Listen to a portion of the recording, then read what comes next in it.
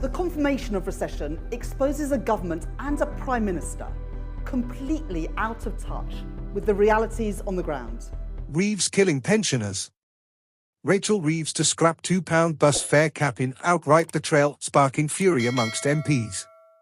The Chancellor was accused of betraying working people and slapping pensioners in the face as it emerged the cap won't be renewed when it expires at the end of the year.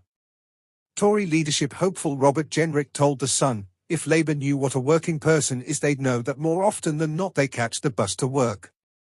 They're hiking fares for working people to fund pay rises for train drivers and send foreign aid to adversaries.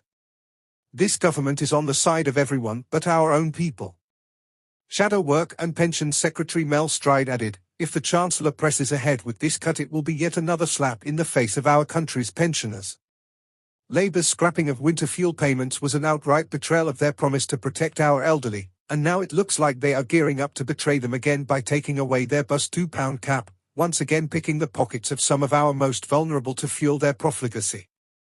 Be in no doubt, pensioners will never forgive Labour for this. Analysis for the Department for Transport, revealed by The Times, has found that keeping the cap isn't financially sustainable for taxpayers or bus companies. The fare cap, in place across England, is set to expire in December, having been in place since January last year. Ms Reeves has been under pressure to extend it into 2025, with its abolition understood to have sparked a backlash within the cabinet. Worst-hit places could see fares jump by over £10 per journey, with critics saying that scrapping the cap would drive people off public transport. The Tory policy cost £200 million in its first 10 months between January and October 2023. The Whitehall study found that every £1 spent supporting the cap only ended in 71-90p worth of economic and social benefits. This means it is not financially sustainable for taxpayers or bus operators. Analysis for the Department for Transport, DfT, concludes.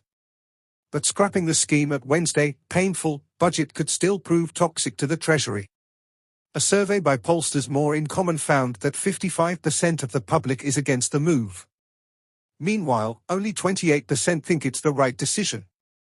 Policy Director at Confederation of Passenger Transport Alison Edwards called the decision catastrophic for passengers.